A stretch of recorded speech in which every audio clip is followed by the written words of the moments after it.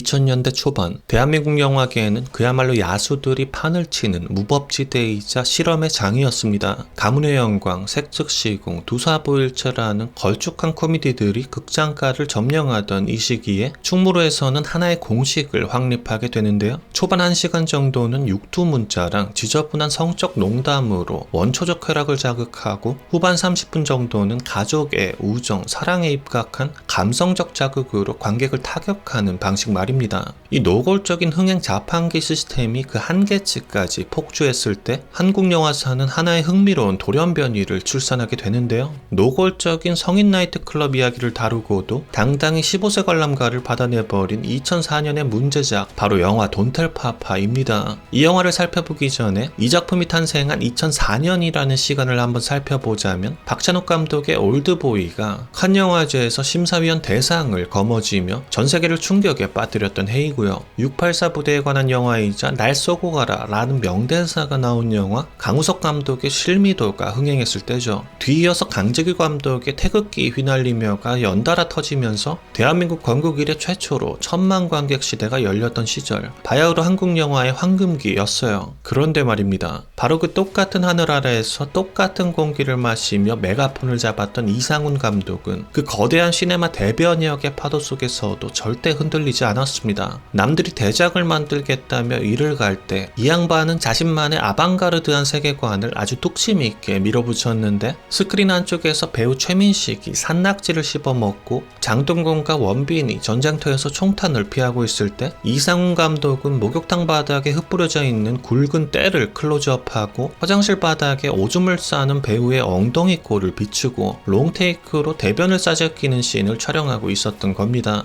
취향의 문제가 아닙니다. 웬만한 줏대와 강단이 아니고서는 칸 영화제와 1000만 관객의 뽕에 취해있던 2004년 충무로 한복판에서 이런 저세상 기획을 끝까지 관철시킬 수가 없어요. 니들은 깐느를 가라, 나는 까바레를 가겠다, 뭐 이런 거죠. 시류에 편승하지 않고 끝까지 유머를 잃지 않는 이 텍스트를 기어이 극장에 걸어버린 감독의 그 맹목적인 신념. 그러니까 우리는 그 영화를 블랙 코미디 또는 불쾌한 코미디를 넘어 한 예술가의 광기적인 관점에서 바라볼 필요가 있다는 뜻입니다. 이상훈 감독이 만든 영화 돈텔 파파는 시작부터 보편적인 윤리관을 완벽하게 배신합니다. 이런 영화를 만들어도 되는 건가 싶을 만큼 창작의 자유가 흘러내리고 있는데요. 나이트에서 만난 고등학생 철수와 에란이 사고를 치고 아이를 출산하게 됩니다. 영화는 이 심각한 청소년 문제를 고찰할 생각이 애초에 없었어요. 여주인공 에란은 곧장 미국으로 유학을 떠나버리고 철수는 졸지에 미혼부가 되어 성인 나이트클럽 MC로 취직합니다.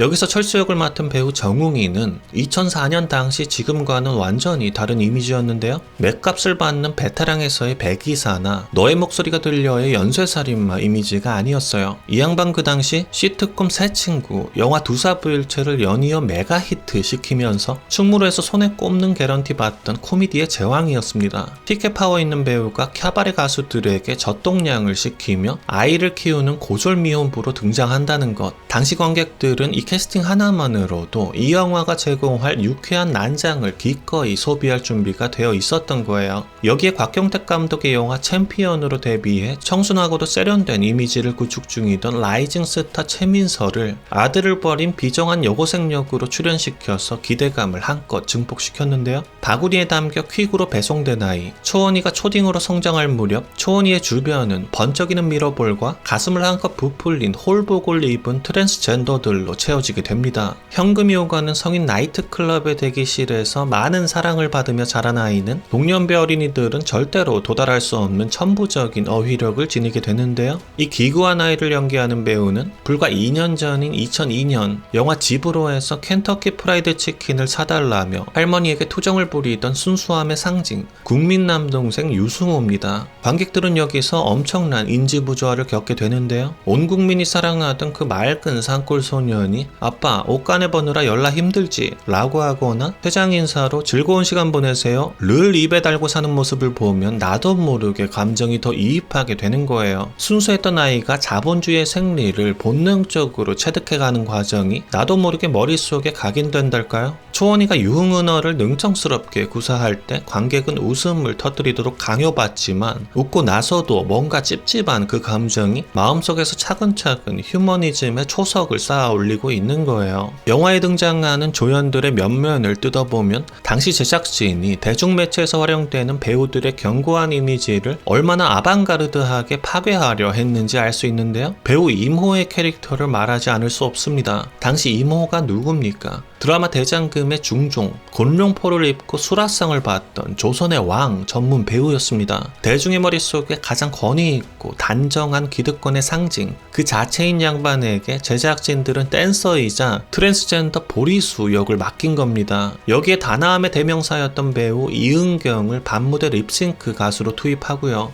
기품 있는 두 얼굴이 성인 나이트클럽 대기실에서 상스러운 육두 문자를 섞어가며 대화하는 미장센을 보면 감독이 원하는 것은 어쩌면 당대 한국 사회의 이미지를 붕괴시키는 거대한 행위예술이 아니었을까 하는 생각도 드는 겁니다. 우리가 후반부를 논하기 전에 도대체 이 영화가 대략 80분간 관객들의 시선을 어떻게 놓치지 않았는지 그 충격적인 씬들을 하나하나 뜯어보자면 영화는 시작부터 관객의 이성을 셧다운 시킵니다. 주인공 여고생 에란이 학교 화장실에서 땀을 뻘뻘 흘리며 출산을 해요. 에란의 앓는 소리가 들리고 화장실 밖에는 여고생들이 잔뜩 모여서 문을 쉴 새 없이 두드리며 괜찮은 거냐고 묻습니다. 그러자 그 중에 맨 앞에 있던 에란의 둘도 없는 절친 순미 역의 이영자가 말합니다. 고추여 냄비여. 그리고 그 순간 깐난하게 그래픽이 학교 창문 밖으로 푸슝하고 로켓처럼 날아오릅니다. 그리고 하늘 높이 솟구쳐요. 생명의 탄생을 이처럼 전위적인 B급 그래픽으로 표현한 상업영화를 본 적이 있으신가요? 심지어 이 아이의 탄생 비화는 더 새롭습니다. 엄마는 담배를 혀로 끄는 묘기를 가진 싸움장이었고 아빠랑 눈이 맞아 들어간 모텔 이름이 초원장이라서 아이 이름이 초원이가 된 겁니다. 더 경악스러운 것은 초반에도 언급했지만 아이를 아빠에게 인계하는 방식입니다. 수업 중인 철순의 반, 교실 문이 열리고 퀵서비스 기사가 머쓱거리며 들어옵니다. 그리고 이내 철수에게 갈색 피크닉 바구니를 건네주죠. 대한민국의 아동복지법과 우편법을 단번에 박살내버리는 충무로식 매직입니다. 초원이가 훌쩍 자란 뒤의 일상 묘사는 그 당시 유행했던 말로 표현하자면 엽기 그 자체였는데요. 90년대 말부터 시작된 이 엽기라는 키워드는 2001년 엽기적인 그녀라는 전지현 주연의 영화가 히트를 치면서 대중들에게 더 친숙하게 다가왔었어요.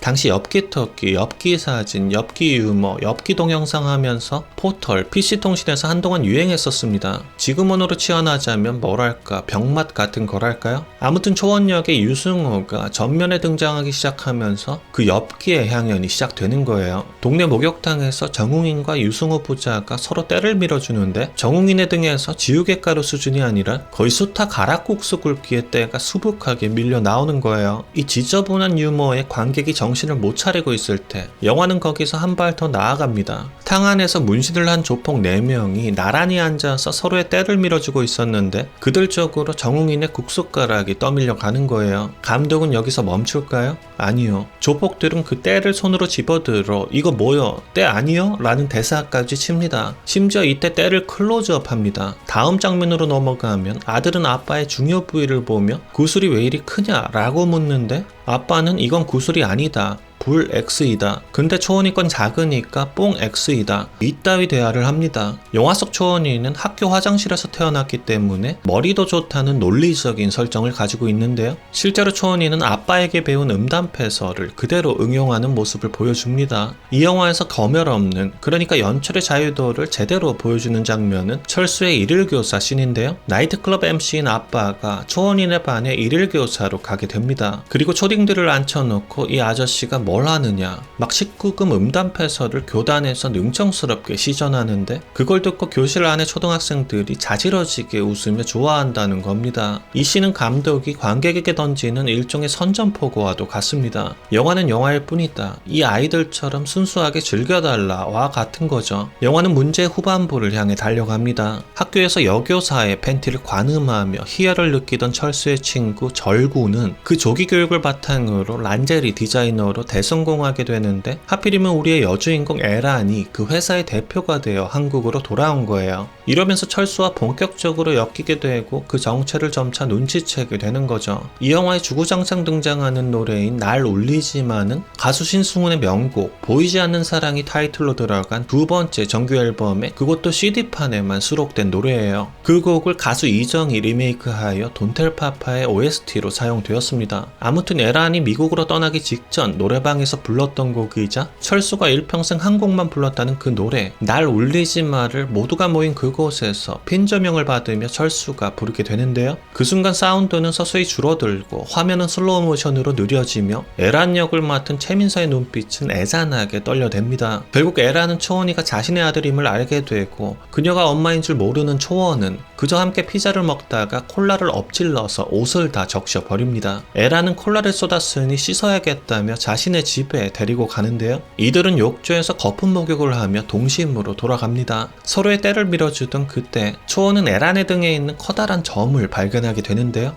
그 점을 보며 초원은 과거 아빠가 말했던 엄마는 등에 점이 참 예뻤어 라는 말을 떠올리고 출생의 비밀을 깨닫게 되죠. 그 눈물의 순간에도 감독은 그저 심파적으로 관객을 울릴 생각이 전혀 없습니다. 아들을 버리고 떠난 엄마가 자신의 아들을 끌어안는 그 비탄의 순간에도 초원이는 말합니다. 아줌마 가슴이 너무 빵빵해서 숨이 막혀요 라고요. 감독의 대담함이 느껴지는 대목이죠. 영화가 클라이막스로 치솟으며 점차 진지한 분위기를 띠기 시작하는데 철수는 현재 일하고 있는 나이트클럽을 그만두려다 사장과 시비가 붙게 됩니다. 옥상 위에서 벌어지는 폭행 시퀀스는 당시 한국 영화의 기조와 굉장히 잘 맞습니다. 상대방의 펀치 방향에 따라 얼굴 앵글이 돌아가고 그것을 슬로우 모션으로 촬영하는 기법이나 관객들의 감정선을 부추길 구슬픈 음악이 백그라운드로다가 깔리는 것들이요. 심지어 얻어 터진 정웅인의 얼굴 분장은 지금 봐도 거슬리지 않을 정도로 상당한 퀄리티를 보여줍니다. 이렇게 영화는 80분 내내 대한민국의 윤리관을 엎었다 되돌렸다 하는 유머를 퍼붓다가 당시 충무로의 급진지롤로 급턴하게 되는데요. 얼굴이 개박살이 난 정웅인이 응급실 침대에 누워있고 초원이는 울고 뭐 그런 건데 결국적으로다가 어디서 데려온 강아지가 난데없이 심전도 모니터 코드를 물어뜯는 장면으로 마무리가 되고 피날레로 에란과 철수가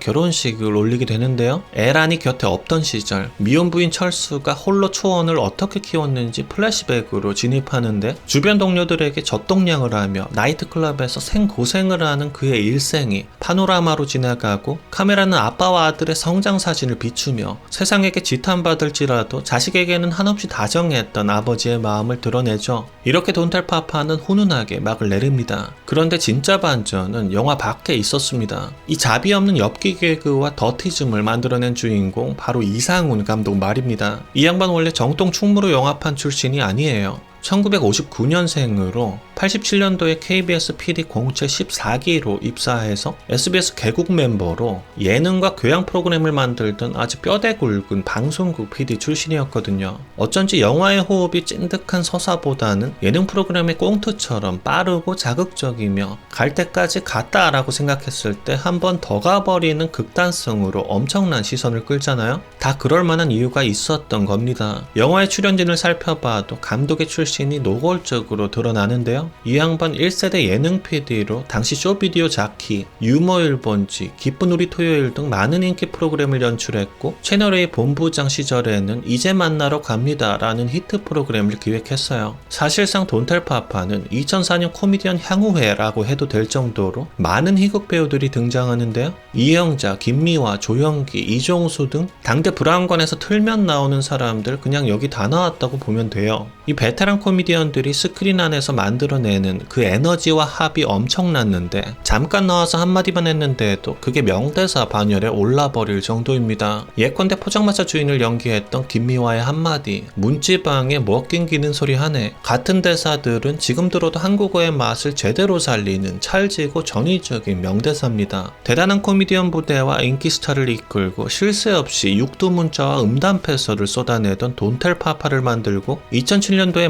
가파도2를 만들며 2000년도 코미디의 한 축을 담당했던 이 감독님은 지금 뭘 하고 계실까요? 이분 지금 역사소설가로 제3의 인생을 화려하게 살고 계십니다. 신라의 마지막 태자인 김일의 발자취를 다룬 역사소설 김의 나라로 제16회 유주연 문학상을 수상하며 문학성을 공식적으로 인정을 받았어요. 참고로 유주연 문학상 제2회 수상자로는 황석영 소설가가 있고요. 교과서에 실려 있어서 모두가 한 번쯤은 보았을 법한 양 기자의 소설 원미동 사람들도 1987년에 유주연 문학상을 수상했습니다. 최근에는 김옥균 조선의 심장을 쏟아 라는 아주 진중한 역사소설까지 출간하며 베스트셀러 작가로 대활약 중입니다. 소설가 이상훈의 발자취를 보면 분명 돈텔파파에서도 제가 발견하지 못한 뭔가가 더 있을지도 모르겠어요. 돈텔파파 개봉 당시 평론가들의 평을 살펴보자면 조악한 짜집기의 극치, 어설픈 눈물 짜내기와 같은 욕을 먹었지만 그래도 이거 3일 만에 22만 명을 동원했고요. 거의 90만 명이 극장에서 본 영화입니다. 지금의 잣대로 이 영화를 본다면 물론 불쾌한 분들도 계시겠지만 이 영화는 한국 영화 산업이 가장 거대하게 팽창하던 2000년 초반 그 어떤 윤리적 금기나 제약의 논치를 보지 않고 오직 흥행이라는 목표 하나만을 향해 온갖 상업적인 실험과 쾌락을 스크린에 마구잡이로 박아내던 충무로의 그 무모하고도 야만적인 에너지를 가장 투명하게 증명하는 작품이라고 생각해요.